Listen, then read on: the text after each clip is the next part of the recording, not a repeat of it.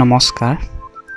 আজি আলোচনা কৰিম আসাম জিকেৰ কিছু সংখ্যক গুৰুত্বপূৰ্ণ প্ৰশ্ন। এই প্ৰশ্নসমূহ অসমীয়াত আলোচনা কৰা হ'ব। প্ৰথমতে, লক্ষ্মীনাথ বেজবৰুৱাৰ জন্ম কেতিয়া হৈছিল? 1868 চনত। লক্ষ্মীনাথ বেজবৰুৱাৰ পত্নীৰ নাম কি আছিল? প্ৰজ্ঞা দেৱী। লক্ষ্মীনাথ বেজবৰুৱাৰ একমাত্ৰ কবিতা পুথিখনৰ নাম কি? কদমকলি। লক্ষ্মীনাথ বেজবৰুৱাৰ উপন্যাসৰ সংখ্যা কিমান? এখন। অসমীয়া ভাষা উন্নতি সাধিনী সভাৰ জন্মদাতা কোন? এনচাৰ হৈছে লক্ষ্মীনাথ বেজবৰুৱা। হেজাৰী ঘোষা কাক বোলে? নামঘোষা। একশৰণ ধৰ্মৰ প্ৰতিষ্ঠাপক পুথিখনৰ নাম কি? কীৰ্তন ঘোষা। অনন্ত কণ্ডলী কাৰ ভক্ত আছিল? মাধৱদেৱৰ। গল্পৰ চলেৰে গ্ৰন্থ প্ৰণয়ন কৰা কবিজন কোন? ৰাম সৰস্বতী। শংকৰদেৱে তেওঁৰ নাটবোৰ লিখা ভাষা কি আছিল? ব্ৰজাৱলী। মাধৱদেৱ প্ৰথমতে আছিল শাক্তধৰ্মী। মাধৱদেৱৰ মুঠ নাটৰ সংখ্যা কিমান?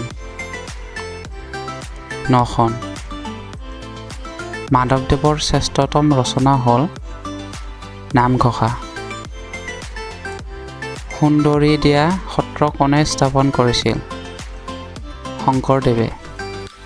শংকৰদেৱৰ ৰুক্মিণী হৰণ কাব্যৰ মূল কি আছিল? হৰিবংশ আৰু ভাগৱত। শংকৰদেৱে অনুবাদ কৰা দশমৰ অংশটোক কি বুলি কোৱা হয়?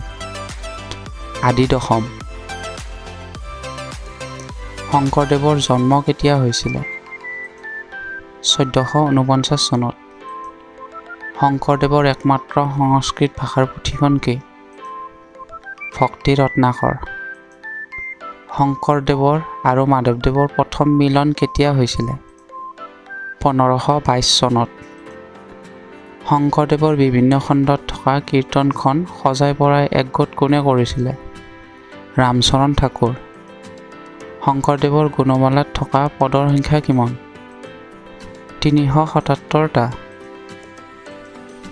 শংকৰদেৱৰ গুণমালাখন কিমানটা ছন্দত ৰচিত? 6 আখৰীয়া ছন্দত ৰচিত।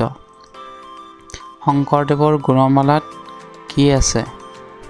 ভাগৱতৰ সাৰ। শংকৰদেৱে কাছাৰী উপদম সহিব নোৱাৰি প্ৰথমতে ক'ত আশ্ৰয় লয়? গাংমত। শংকৰদেৱক ভাগৱতখন দিয়া লোকজন কোন আছিল? জগদীশ মিশ্ৰ।